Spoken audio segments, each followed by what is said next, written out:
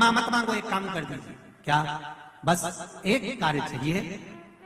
अक्षय नवमी, आंवला नवमी के दिन जो आंवले के वृक्ष के नीचे दीप दान करेगा शाम के समय पर संध्या काल के अंतर्गत, तो उसके घर में कभी संपदा की कमी ना हो। लक्ष्मी जी ने कहा प्रभु आप किया, मैं स्वीकार करता, मैं स्वीकार करता। जितने भी लोग कथा श्रवण कर रहे हैं और जो लोग नहीं सुन पा रहे हो, इस कथा की एक छोटी सी बात जनमानस तक पहुंचाइए कि आंवले के वृक्ष के नीचे आंवला नवमी के दिन शाम के समय दीप दान अवश्य करें, जिससे आपके जीवन में खुशियां समाहित हो, जीवन में आनंद की अनुभूति हो, जीवन का। आंवला नवमी की कथा में एक प्रसंग आता है।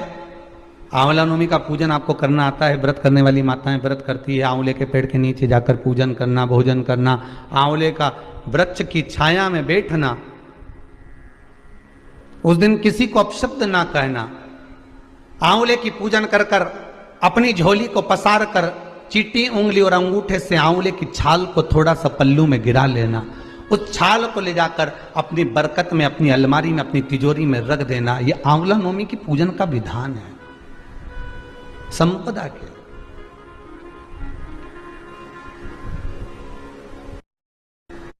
बीमारी डॉक्टर का पीछे ही नहीं छूट रहा हो तो शिव महापुराण, विष्णु पुराण और स्कंद पुराण में जो पुरुषोत्तम कथाओं का वर्णन किया गया है, एक आटे का दिया, उसमें 4 बत्ती, आटे के दिए में 4 बत्ती रखें, तिल्ली का तेल डाल लें, थोड़ा सा उसमें सरसों का तेल डालें।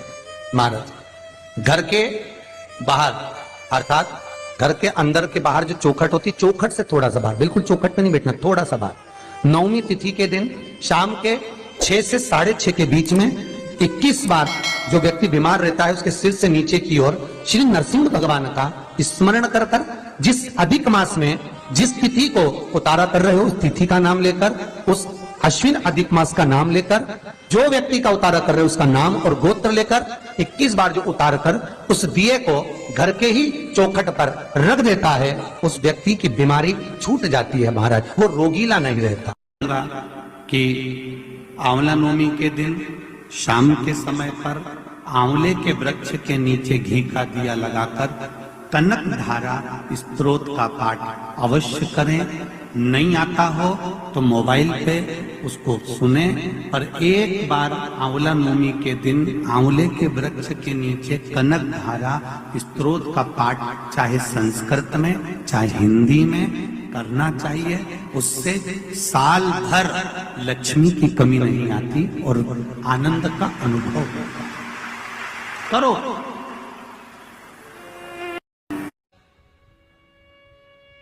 और उन 3 वृक्षों में आज जिस वृक्ष की पूजन आप लोगों ने करी है वो कौन सा वृक्ष है? जय श्री राम। आंवला नवमी का वृक्ष, आंवले का वृक्ष,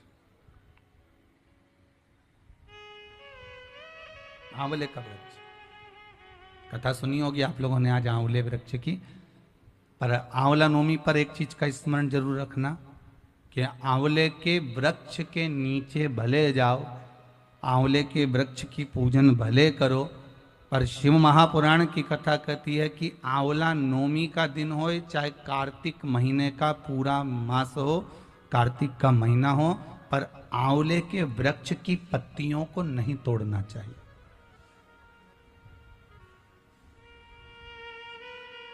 कई लोग बहुत गलती करते हैं, आंवले के पूजन करने जाते हैं ना, तो वो सोचते हैं कि अब आंवले के पेड़ के नीचे भोजन करने का बड़ा महत्व है कि आंवला नवमी के दिन भोजन करना चाहिए। तो कई माताएं इतनी चतुर होती है ना, आंवले की पत्ती तोड़ के ले आती, सिर पे रख के भोजन कर लेती।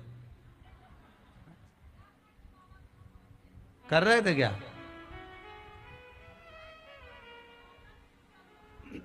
बस तो फिर अब कथा मतलब धीरे धीरे समझ में आ रही हो। श्री शिवाय नमस्ते। मतलब शास्त्र कहता है कि अगर एक पत्ती टूटना, पहले लोग बड़ी गलतियां करते थे। आंवला के पूजन करने गए, आंवले के वृक्ष की पत्ती तोड़ ली, सिर पे रख ली, भोजन कर लिया, कितना दोष है महाराज। यहां तक शिव महापुराण की कथा कहती है, विष्णु पुराण, अग्नि पुराण, पद्म पुराण कहती है, गर्ग संहिता में यहां तक वर्णन करा गया है, स्कंद पुराण में भी कहा गया है कि आंवले के वृक्ष की जिस दिन पूजन करें, आंवला अगर ऊपर से नीचे गिर जाए, आपको प्राप्त हो जाए, तो भले उसका सेवन करो, भले उसको रख लो, पर आप आंवले नवमी के दिन आंवले को भी नहीं तोड़ना चाहिए। आंवला नवमी के दिन आंवले को भी नहीं तोड़ना चाहिए। यहां तक शास्त्र वर्णन करता है कि राजा एक वैश्य बड़ा धर्मात्मा था, बड़ा धर्मात्मा। आप लोगों ने आज कथा सुनी होगी, कितना कितना वो धर्मात्मा राजा। बस उसका एक नियम था, वो प्रतिदिन एक सोने के आंवले का दान देता था।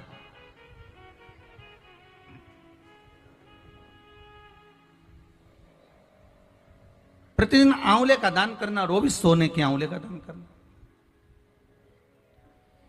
उसके बहू बेटा को लगा, उसके बहू बेटा को प्राप्त हुआ कि अगर ये पिताजी इसी तरह से सवा सवा मन सोना आंवला बनाकर लुटाते रहेंगे तो हमारे पास तो एक दिन ऐसा स्थिति आ जाएगी कि हमको भीख मांगना पड़ेगा, हमको भीख मांगना पड़ेगा। अच्छा, बहू बेटा को यह भान नहीं होता कि जिन माँ बाप ने जोड़ा है, अगर वो लुटा भी दें तो सत्ता तो उन्हीं की है ना, दौलत तो उन्हीं की है, पैसा तो उन्हीं का है। जितना जोड़ा वो माँ बाप ने जोड़ा, अगर वो लुटा भी दें तो ये उनकी मर्जी।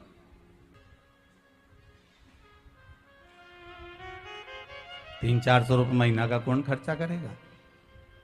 एक बार में लिया है। श्री शिवाय नमस्तुभ्यम। आप सभी भी ऐसे ही आंवला नवमी के दिन आंवला के पेड़ के नीचे जाइए और अच्छा अच्छा सब भोजन बना के उस पेड़ के नीचे जाके बैठ के खाइए और आंवला नवमी से भगवान जी से इच्छा मांगिए, आपकी इच्छा जरूर पूरी हो। श्री